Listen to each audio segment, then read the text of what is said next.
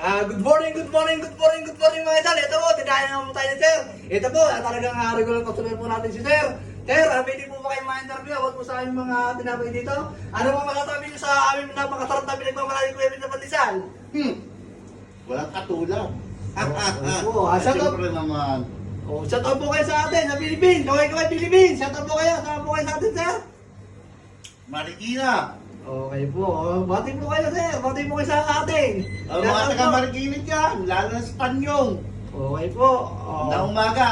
Pag napunta kayo rito, ito kaagad ang bisitahin nyo. Okay. Pip Pandesal.